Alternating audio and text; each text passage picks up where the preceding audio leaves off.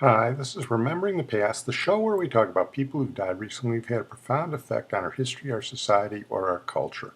We're going to start with an athlete tonight and end with one, and we're going to start with Darral Imhoff, who died recently at the age of 78. Darral Imhoff was a crew-cut, 6'10", sort of gawky center in the NBA. He had a sort of a journeyman career. He's best known for being the center who was playing defense against Wilt Chamberlain the night Wilt scored 100 points.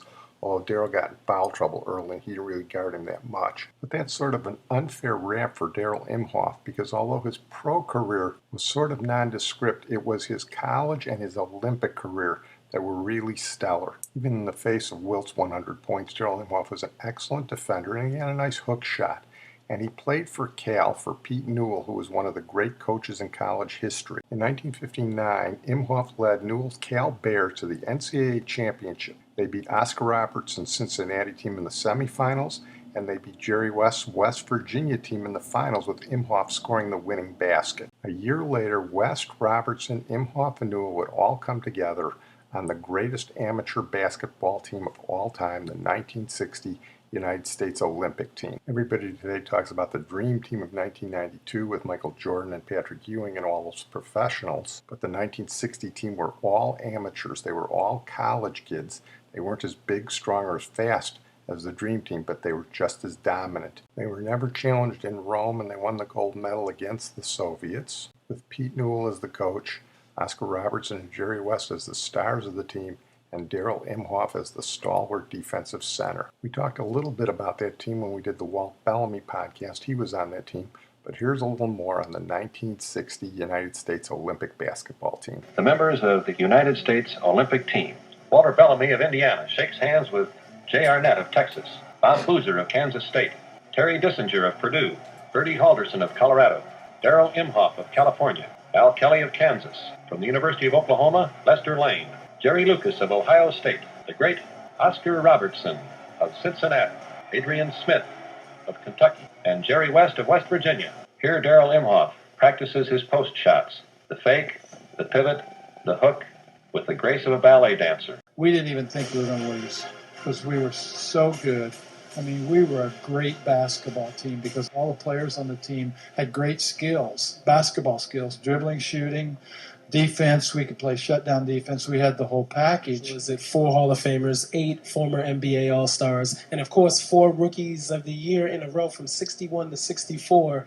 Coach Newell was respected. He and Coach Wooden were probably looked at as the 2 greatest coaches of their time. Plus, we had a bunch of players that knew how to play the game, and there were not any egos involved, and we wanted to win as a team representing the United States of America. We could play all phases of the game. You know, if we need to shut down the other team, we could play shutdown defense. We rebounded the ball really well, and we were quicker than any other team, so we could fast break. But we also had such great basketball skills that we could play slow down too. 10 of its 12 members go on to play professionally in the NBA. Now, the crazy thing about it is 2 players that never made that team, Havlicek and Lenny Wilkins, they were alternates. Petrov, the block by Imhoff. The Olympic team is on defense. The shot is short. Bellamy clears. Passes off to Robertson. Robertson dribbles down the court. The bounce pass in. West recovers and hits for 2 points. Rebound Boozer.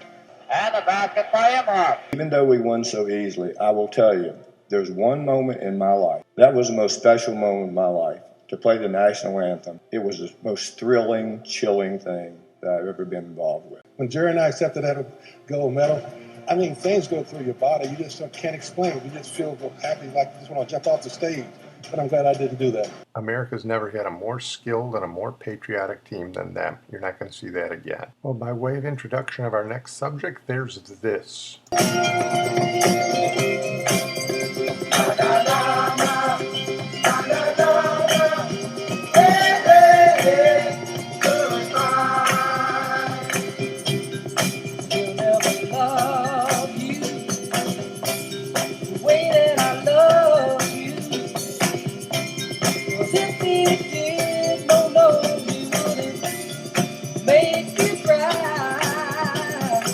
That was Gary DeCarlo, the front man of Steam, who died recently at the age of 75. We've already talked about Na Na Hey Hey Goodbye when we did Fred Lake, who wrote the song. Gary DeCarlo was a co-writer, and he performed it. Gary DeCarlo was your classic one-hit wonder. He got into a dispute with the guys a little later on, but here he talks about one of the iconic songs of the post-war era. I still get the same feeling that I got when it was first out. I mean, it's a great feeling for me because you're touching a lot of people, not only here, it's all over the world. And the stories that I get after I do a show from some people that come up, it's always a happy experience, and they relate to it, and I couldn't ask for more than that. Kiss 'Em Goodbye was written earlier in the 60s by the three of us. It was just called Kiss 'Em Goodbye, and it was a blues shuffle. The night that we were going into the studio, I needed a B-side. So I told Dale Frazier. This was a B-side, a throwaway? Absolutely. I told Dale Frazier, tell Paul that I want to do Kiss 'Em Goodbye. He told Paul, we went into the studio. Now, when I was standing at the piano going over the song with Paul, as Paul was playing it, he just started, when he got to where the hook was, he sang, na na na na, na na na na, na na na, goodbye.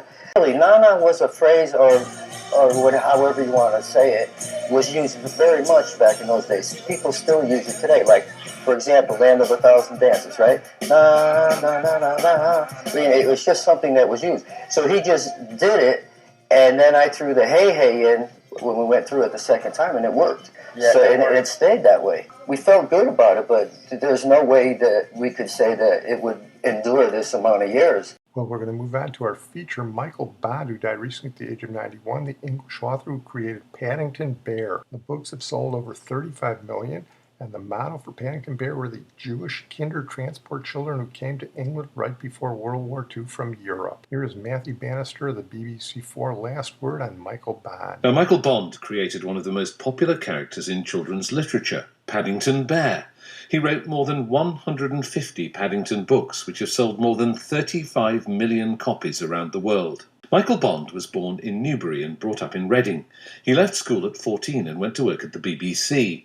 After war service in the RAF and then the Army, he returned to the corporation as a cameraman. I asked the children's director of the Hay Festival, Julia Eccleshare, about the inspiration behind Paddington Bear. Well, there are two things that Michael has always said about Paddington, and one was that the idea for the stories came from a little toy teddy bear that he bought on an impulse on Christmas Eve when he saw it abandoned in a shop window, and he bought it and put it in a stocking for his wife. So he had this sort of physical object there, and he started doodling around it, and it became a character in his mind that he could turn into a story.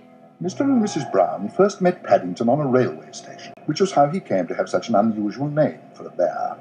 They were waiting for their daughter Judy when Mr. Brown caught sight of him sitting on an old suitcase behind a pile of mailbags. And the second thing that he always says was in his mind was the seeing evacuees coming in to England at the end of the war. You're a very small bear, said Mrs. Brown. Where are you from? Darkest Peru.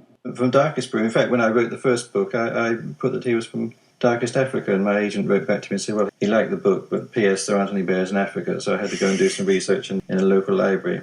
He was also inspired by his own father, I think, in terms of his father's politeness. He was. That comes into it as well. His father was obviously a gentleman, and there's a wonderful story about how even when he was paddling on the seaside, he kept a hat on because he needed to be able to wear his hat in case he met anyone and had to say hello. So all that is, you can see all of these things in the stories. Because Paddington always raises his hat, doesn't yes. he? Hello. Coming down in stair rods, isn't it? Well, what was it about his style of writing, about the characters he created, that made him appeal to millions of readers all over the world? Well, of course, what's so interesting about it is these books started in 1958 as very small, perfect for bedtime reading, nicely illustrated by Peggy Fortnam. Paddington Bear is one of the most iconic figures in children's literature, but Michael Bond himself wasn't thought of as a great children's writer. Why not? Because the books aren't great literature in any sense, but they are wonderful stories. Although he's a very contemporary bear, I mean, he gets involved in present-day things like laundrettes and so on. It's also a slightly pre-war existence. I suppose I draw on my own memories of life before the war, when the Muffin Man used to come around on Sundays and so on. And the framework included a very vivid portrayal of the West London, Notting Hill, Portobello Absolutely. Road world in which Paddington lives. Absolutely. They're very strongly placed stories.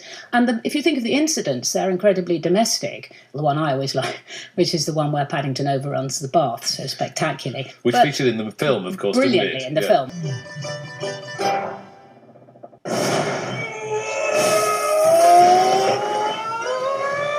And was Michael very protective of Paddington when the television series, when the films, when the merchandising came? Was he very protective of what should and shouldn't be done with his bear? Yes, I mean, in the sense he certainly wouldn't have let it be wildly exploited. By his creation, I mean, to be translated around the world, to have the soft toys all over the place, to have a statue in Paddington Station, I mean, you couldn't really ask for more as an author, and I think he loved all of that. He didn't just write Paddington, of course. I mean, he was behind a number of other significant children's franchises and one adult series. I wouldn't call them as significant. I mean, he did the Olga to Polka books, which are quite sweet, but I mean, I think everybody... That's about guinea pigs. They're about guinea pigs, but they're absolutely real guinea pigs. They don't kind of do anything else. If you see Did he what I keep mean. guinea pigs? Yes, he did. I mean, it's interesting, isn't it? Why are they not as good as Paddington? It's hard to say. What sort of a character was he? He was quite sort of dry, but rather humorous. There was sort of twinkliness about him. Because he was very small and very neat, he looked right for having written Paddington, if you see what I mean. And it was always a pleasure to meet him because he was so delighted. Mary, said Mr. Brown, are you sure we're doing the right thing? That, said Mrs. Brown, remains to be seen. I've never had a bear about the house before, but I have a feeling things may never be quite the same again. Michael Hordern reading the Paddington Bear stories created by Michael Bond. Well, we're going to close tonight with another athlete, Herve Filion, who died recently at the age of 77. One of the greatest harness race drivers ever. He won over 1,500 races, which was a record for a long time before it was broken. I saw him at Sportsman's Park once. He fell in hard times later in life, but here he is at the height of his career. Horse racing is not just animals. There's a human side to this sport, and it's a team that comes to the winner's circle, horse and driver. And one of the most successful, colorful, and hardworking men in the sport is a man who has returned to the winner's circle more than any other human being in history. He's won over 1,000 races, more than his thoroughbred counterpart, Bill Shoemaker. Alan Kirschenbaum takes a look at a gem of a guy, tonight's jewel in the Breeders' Crown. Let's meet Herve Filion. With over 9,600 victories and over $50 million in purse money on his card, Herve Filion still gets excited about racing horses. I'd like to be able to win over 10,000 races, so I'm 46 now, I feel good, and I feel like, I'm going to retire when I'm 65. I'm going to keep on racing horses. There's not a goal, Every time you go out there, you win a horse race, it's always a challenge out there, the unknown. There's a million and one thing out there that happens, so you just go out there and try to win races, and you get a lot of satisfaction. Believe me, I still do. After 30 years of driving, Filion's biggest payday came last October when he won his first Breeders' Crown with Caressable as a last-minute substitute for Bill O'Donnell, whose helicopter arrived late. After 32 years of racing horses, that was the biggest purse I ever heard, 600,000, you don't race every day for that kind of purse. But I was fortunate enough that Billy didn't make it, that's all. What does it take to be the leading driver in harness racing history? Mornings tending to his Capitol Hill Farms racing stable. Afternoons, nights, and weekends racing at tracks throughout the Northeast. Filion has kept to this grueling schedule for nearly 2 decades. It's a demanding, strenuous lifestyle, but it does have its rewards. I got 6 kids, and I don't walk on my sleep. I got a beautiful wife, I got a beautiful home, I got lovely kids, so, I feel I'm on top of the world. One thing I learned in life, you can never brag about your kid or your horses because they both make life out of you. He was so famous, someone once wrote a song about him. Herve Filion moves his horse to the outside. Now fifth. Now third. 3 wide. Well, he's the girl, and I ain't popping cold. He's the girl. That's why I wrote this song. He's the girl. Just watch him drive. Well, I'm going to close on that note. I want to thank my producer and IT genius, Sid Tepps, and Herve Filion was from Quebec. And so to honor him and Canada's 150th birthday, we're going to play some of the national anthem of Canada, which originated in Quebec.